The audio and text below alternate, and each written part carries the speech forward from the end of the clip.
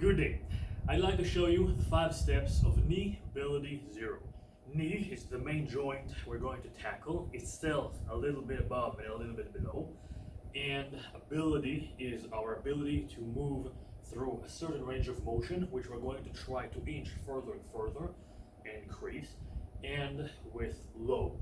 So that's what we're going to do. And 0 means zero equipment. Walls, floor, staircase. Things found in the home. We're going to firstly train the tibialis anterior flexor muscle, which begins at the knee and ends in the big toe, which drives the toes up. And we're going to go to a wall. We're going to separate our backs. Our backs do not touch the wall, and our glutes do.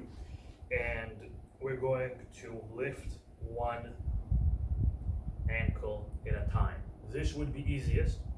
Going further, we add both centimeters to go through, more range of motion, and because of the lever that we're increasing, we're adding more load. More of our body weight goes into these ankles. And the highest form would be to drive both ankles at the same time and go as far as you can for 15 repetitions. When you can do 20 in a certain centimeter away from the wall, then you go further and further. I highly recommend checking how far from the wall you go and adding a cushion so that your ankles won't hurt. Highly recommended. Very common problem, especially for my mother. Doesn't really like this exercise, so we use tools. Anyhow, beyond this, we train what I would like to call the back and inside of the two muscles that drives the ankles up, which is the opposite. So we have the gastrocnemius, which has 2 heads. That would be the upper, and what I would refer to as the back side of the shin. And we train it by lifting our heels. So this would be easiest.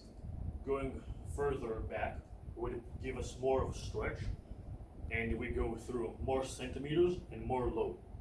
And in the highest form, we would do this one leg at a time.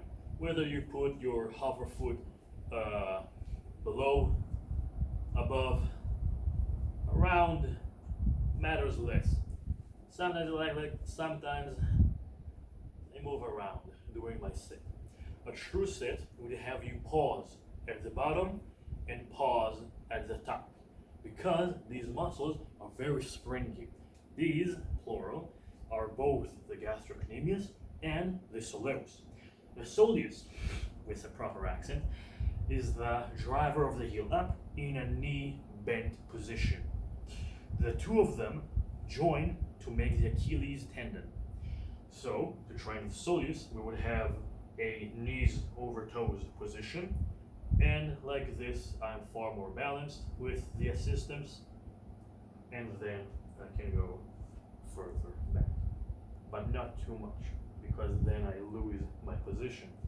Most importantly, one leg at a time is the main way that we progress, with the goal of 20 repetitions. Again, doing it a little bit slower than what I'm rushing, with pauses. Then, after I'm comfortable with the knees over toes position, I'm going to tackle this with a step up, which is called the Patrick step up, because we don't elevate our heels, not by ourselves and not with anything else. So this would be a proper step up, which can be regressed by simply going through a smaller range of motion and giving yourself assistance, both to deal with wobbliness and also to put your weight on something so that I'm pulling down. And this would be the most regressed, with our goal of trying to go further forward. 1, 2, 3, and up.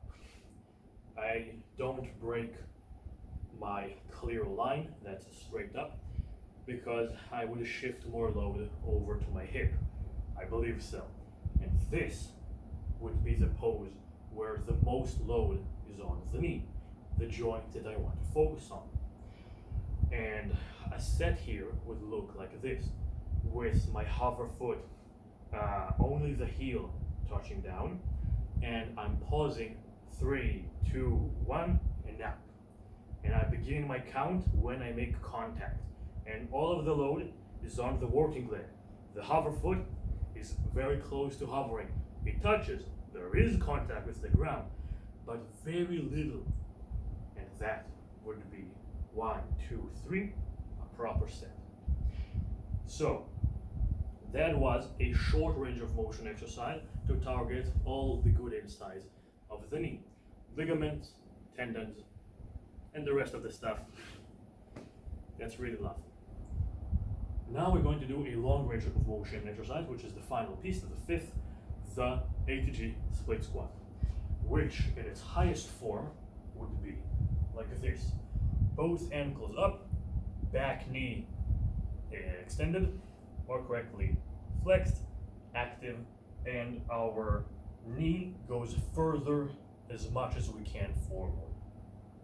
And that's an important cue, because when we elevate, regress, make this easier, we have less centimeters to go through. This is what my mother does, because she's wobbly. I give her assistance, and she also elevates her foot. So we begin with my ankle below the platform, and then we don't end equal, we go a little bit beyond. I am further up, elevated than my platform, and this would be the proper variation. This is a very high elevation, so I truly have very little centimeters to go through. And then I highly recommend counting the centimeters or inches, the height of how much do you elevate. And then let's say this is 30 centimeters. Next week, after training twice a week, I will go to 25, 20, 15, 10, 5, and then finally attempt flat ground. So, I've been Avishai David Datz, reporting to you from Israel about the 5 steps of knee ability 0. As for the reasons and why do we do these exercises, I will limit myself because it can be expanded above and beyond, and this would be the main point. The expansion would be that because myself and other people that I really like and admire and appreciate have been told to limit ourselves, to never go over our toes, this short range of motion in the long run, when you have trained for 5, 10, 15 years, you would have muscles stronger than the tendons they are pulling upon. Then you get tears and strains, and in the future you would have surgeries and painkillers, and it's a never-ending cycle of having a body that's too weak to handle the forces that you're